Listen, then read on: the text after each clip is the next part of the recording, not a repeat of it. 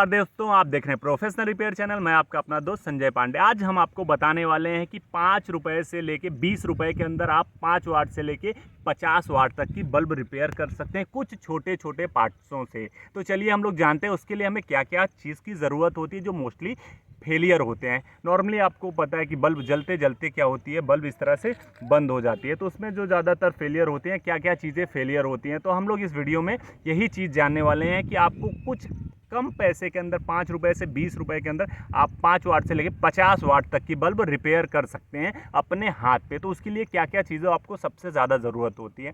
सबसे ज़्यादा जो आपकी ये बल्ब होती है उसमें सबसे ज़्यादा जो फेलियर होने वाले पार्ट होते हैं वो पार्ट होता है रजिस्टेंस। क्योंकि कभी भी जैसे कि आप देख रहे हो, ये आपको बल्ब दिख रहा है, बल्ब में अगर कुछ भी दिक्कत आएगी, लाइट आपके यहाँ सबसे ज़्यादा जो फेलियर होते हैं 75% वो क्या होता है आपके यहाँ फ्लक्चुएशन से फेलियर होते हैं। फ्लक्चुएशन, लाइट कम हुई, ज़्यादा हुई, बिजली कड़की, उसकी वजह से सबसे पहले आपका फ्यूजेबल रेजिस्टेंस जाएगा। और कभी भी उसके अंदर भी अगर कुछ दिक्कत हुई तो मोस्टली आपका जो फेलियर होता है फ्यूजेबल रेजिस्टेंस या एमओवी या ड्रम कॉइल होता है या पीएफ का भी हो सकता है। तो ये चीज़ों में आपको बहुत सस्ती चीज़ें हैं जो कि आपके पास होनी ज़रूरी है। और उसके साथ साथ अगर फेलियर होता है तो आपका फुल वेव ब्रिज रेक्टिफायर होता है। तो इसके लिए आपको जो चीज़ें चाहिए होती हैं, आपको इस तरह से एक तो आपको चाहिए होगा ये फ्यूजेबल रेजिस्टेंस, उसके साथ साथ चाहिए आपको ये एमओवी मेटल ऑक्साइड बैरिस्टर। 1 रुपये 2 रुपये 1 रुपये 1.5 रुपये का ये मिलता है और 40 पैसे से लेकर 60 पैसे तक आपको ये रेजिस्टेंस मिल जाएगी। और उसके साथ साथ जो तीसरी चीज़ें होती है वो हमारी होती है bridge rectifier, full wave bridge rectifier जो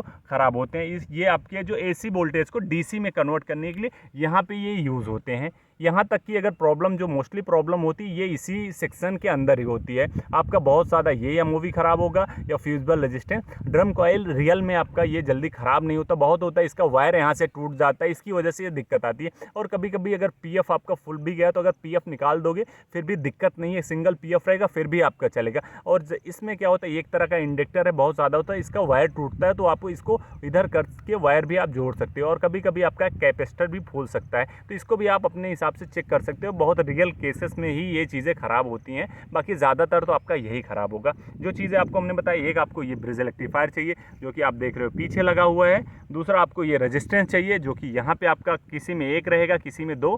ये फ्यूजेबल रेजिस्टेंस होता है, मोस्टली ये प्रोटेक्शन के लिए यूज़ होता है, जो इसका काम ही यही है कि अगर यहाँ लाइट फ्लक्चुएशन या कुछ ऐसा हुआ उस टाइम पे ये फेलियर हो जाए। तीसरा, जैसा तीसरे पार्ट का हमने नाम लिया, वो है एमओवी मेटल ऑक्साइड बैरिस्टर। एक एमओवी यहाँ पे लगी हुई है, दूसरी एमओवी आपकी यहाँ पे लगी हुई है। मोस्टली जो फेलियर होगी वो आपकी ये वाली एमओवी फेलियर होगी, जिसको बदल के आप प्रॉब्लम अपनी रिजॉल्व कर सकते हो। ये तो हो गए आपके एसएमडी, ये पैसिव कंपोनेंट जो फेलियर होते हैं। बाकी एसएमडी कंपोनेंट में जो आपका ज़्यादातर फेलियर होता है वो कभी कभी हो सकता है, तो ब्रिज रेक्टिफायर ज़्यादातर होते हैं। उसके बाद फास्ट रिकवरी डायोड होता है। अगर आईसी फेलियर होगा तो फिर आपको ड्राइवर ठीक करने की फ़िलहाल ज़रूरत नहीं है, क्योंकि ये क्या होता है कुछ कॉस्टली भी है और बाकी इसको फिट करने में भी आपको आईसी जो है सिंगल पीस की आईसी तो मिलती नहीं। ये जो आईसी आती है समथिंग 15,000 4,000, इसकी पूरा एक रोल आता है, उस तरह का रोल आता है। जैसे कि आपको ये मैं दिखाना चाहता हूँ कि ये जो आईसी का रोल आता है पूरा इस तरह से, पूरे पैकेट्स में आईसी आते हैं जिसमें लमसम 4,000 5,000 पीसेस की आईसी इसके अंदर रहती है।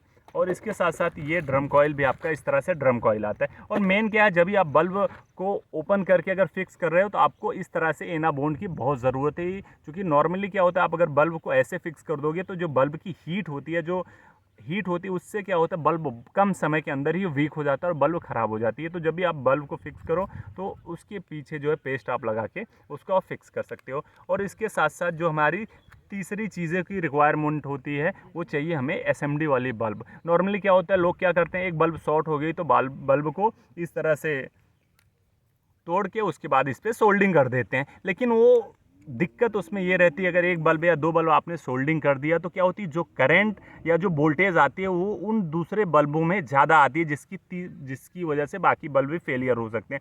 जैसे कि आपने इसमें देखा कि हमारी 14 से 15 बल्ब लगी हुई और हमने अगर 3 बल्ब जो है इसको शॉर्ट कर दिया तो उसमें क्या होगा, इसकी जो वोल्टेज जो आता है, जो करंट आता है वो क्या होगा, बढ़ जाएगा। जिससे जो इसमें बल्ब लगी है 1 वाट 9 वोल्ट और 100 मिली एम्पियर की, जिसका 130 या 120 लूमेंस इसकी रोशनी रहती है। तो उसमें क्या होता है, जहाँ पे 9 वाट आनी चाहिए वहाँ पे 12 वाट आएगी, 13 वाट आएगी। तो उससे क्या होगा, 12 वोल्ट या 13 वोल्ट आएगी, जिससे क्या है ये बल्ब जो है वो ख़राब हो जाएंगे। तो मोस्टली बहुत सारे लोग ऐसा करते हैं।